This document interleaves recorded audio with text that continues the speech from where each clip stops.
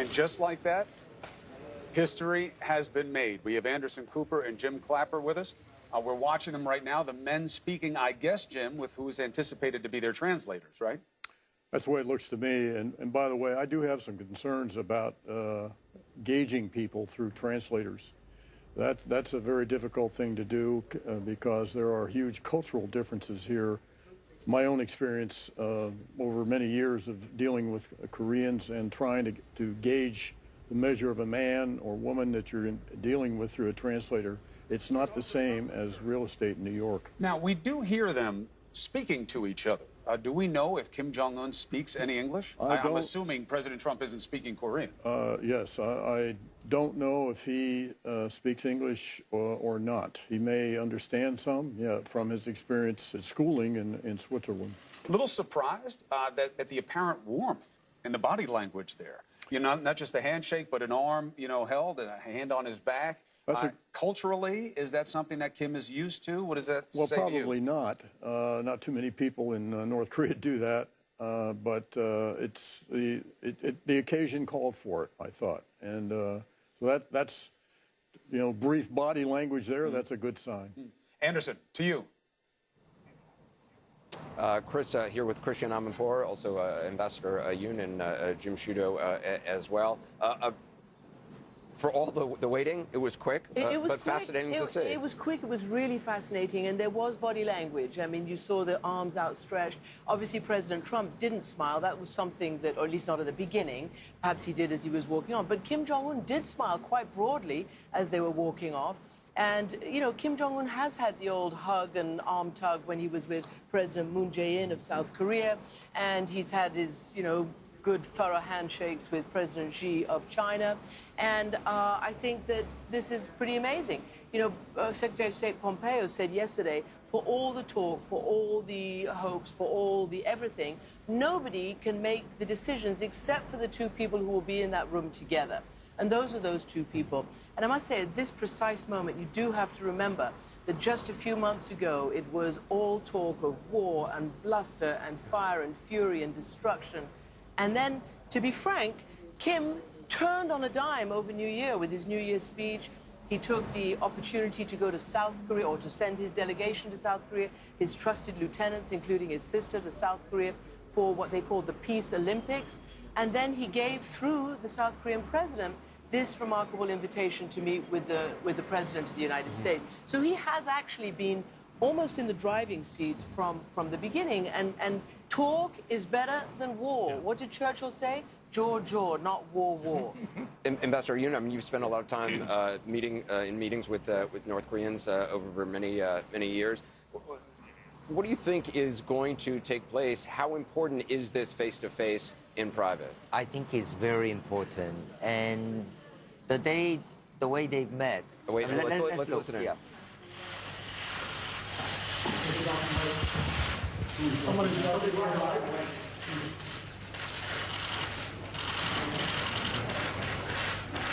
Mr. President, how do you feel on this? I feel really great. Yep. We're going to have a great discussion, and I think tremendous success. They'll be tremendously successful. And it's my honor, and we will have a terrific relationship. 우리는 아주 굉장히 성공할 걸로 믿습니다. 그리고 아주 만나게 돼서 굉장히 영광스럽게 생각합니다. 아주 훌륭한 관계를 가지고 있고 아주 전혀 의심 없이 좋은 관계를 우리가 맺을 거라고 생각합니다. 여기까지 오는 일이 그리 쉬운 일은 아니에요. Well, it was not easy to get here. 우리한테는 우리 발목을 잡는 그 과거가 있고 또 그릇된 국민과 발행들이 우리 때로는 우리 눈과 귀를 가리우기도 했는데 우리 모든 것을 이겨내고 이 자리까지 왔습니다. The past worked as fetters on our limbs, and the old prejudices and practices worked as obstacles on our way forward, but we overcame all of them, and we are here today. 얼음 맞습니다. Thank you very much. Thank you. Thank you. This way. Thank you.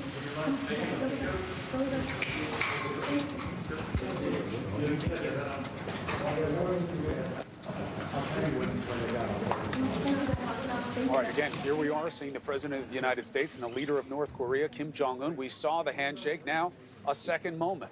Armed, I guess, with only their translators. We don't think there'll be any policy people in this meeting with them or any kind of security. But here they are having a second press opportunity where President Trump was asked how he feels. Now, you can see the media is being sent out of the room right now because obviously this is going to be a private meeting.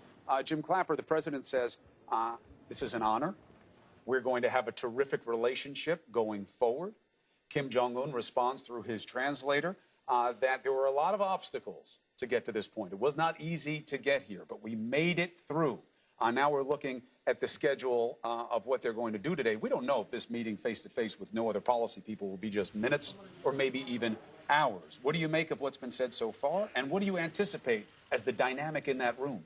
Well, so far, so good. I noticed a very similar format as in the press brace in the Oval Office. So, and the president adapted the same pose that he always adapts when he's in the Oval in a similar circumstance. So I think from what you can tell from this, from the optics, it's off to a good start. Who leads this conversation at the table? What are the rules? Well, I think the protocol is that Kim Jong-un, who's been a head of state longer, is I think by definition, by protocol, the senior.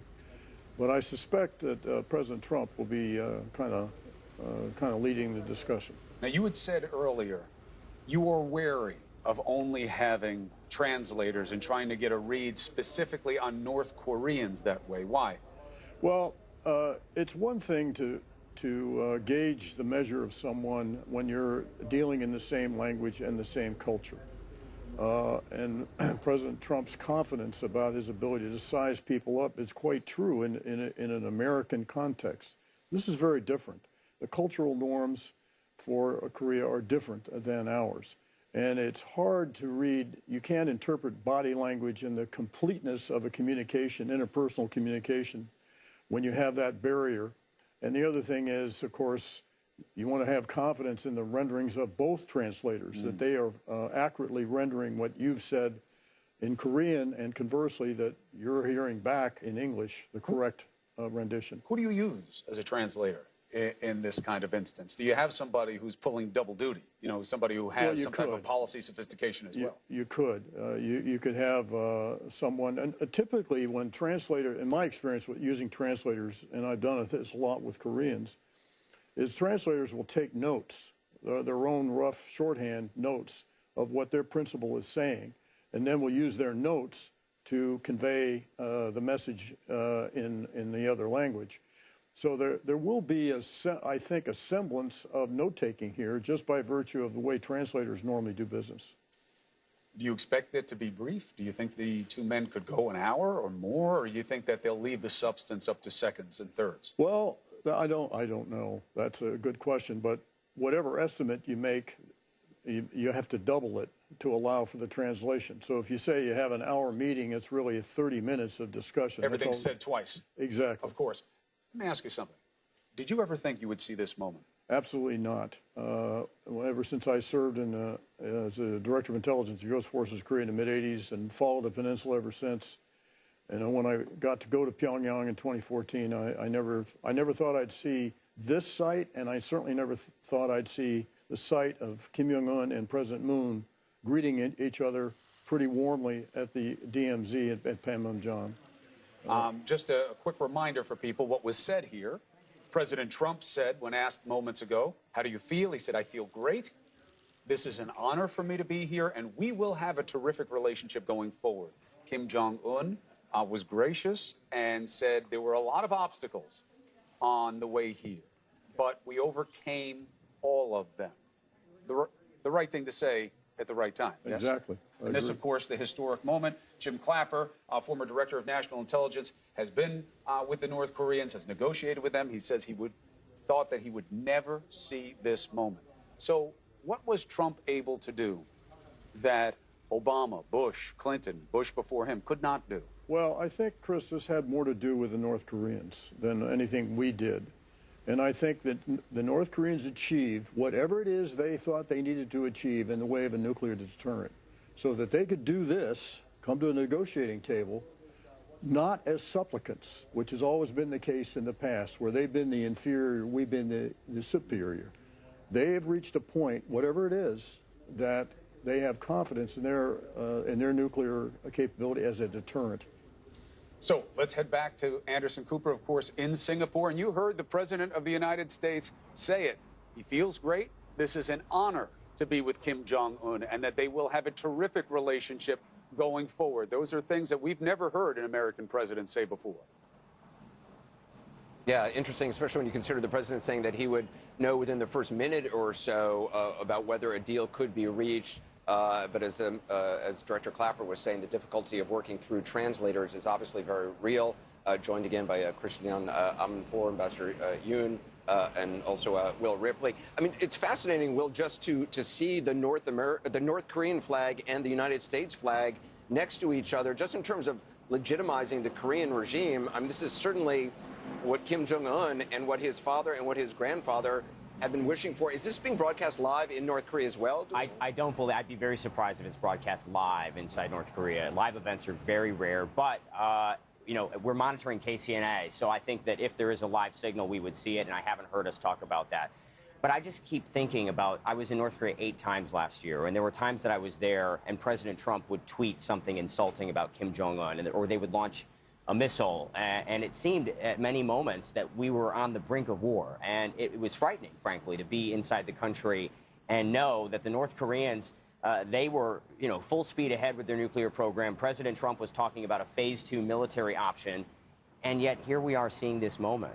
The two of them shaking hands, President Trump saying that they're going to have a terrific relationship, and frankly, I imagine they might hit it off quite well. I mean, you think about it, they were both born into wealth and privilege. Obviously, there's a huge age difference there. But President Trump has indicated empathy for Kim Jong-un in the past, inheriting this regime from his father at a very young age. I mean, he's actually talked about Kim Jong-un with empathy and then kind of mixed that with the insults and the fiery rhetoric. I'd love to be a fly on the wall in that room with the two of them and their translator. I also want to bring in our Jeff Zeleny. Jeff, are you hearing anything from the White House team at this point? Anderson, we're not hearing from the White House team that is actually on island there in Sentosa, but I can tell you people back in Washington at the White House, and indeed who are here traveling with the president, who are not there, are watching this with just eager anticipation, seeing the sight, as you were saying, of the two flags together. And the two leaders intentionally sat down, I'm told, because there is a significant height difference. And when any photo opportunity like this, all sort of optics matter. But Anderson, I am struck by, it was exactly 3 months and 3 days that President Trump walked into that White House briefing room unannounced, the first time ever in the White House briefing room. A South Korea delegation was there. And he said, we're going to have some news tonight. And then he accepted Kim Jong-un's invitation. 3 months and 3 days, and he is here in Singapore sitting next to Kim Jong-un. Most of his own advisors did not think that it would happen, urged it, perhaps to slow down. He said no. The question now is what his engagement in this is going to be going forward. Some even supporters and friends of his often talk about his attention span. Does he have a long attention span to stay engaged on something in terms of details like this? This certainly is a moment of chemistry, and at least it looks by just watching them, of course, that they are getting along fine. But we know that Kim Jong-un has studied Donald Trump. He's read The Art of the Deal. So this, in some respects, I think getting here was the hard part. This right now we're seeing is probably the easier part. But again, what's going on behind the scenes in terms of the definition of denuclearization and verifying that, that is what is going to be important if there is a signed statement when the president flies out tonight. And also the timing. Let's keep a watch on the timing. Kim Jong-un announced that he was going to leave shortly after the summit. So then the White House announced that the president also going to leave this evening. But that could always be flexible. Those two men obviously are in charge of their own schedules here. So people are watching this without much of a script from the outside, which is not how presidential events normally are. That's why it's historic, and it's why it's fascinating. Anderson? Yeah, I mean,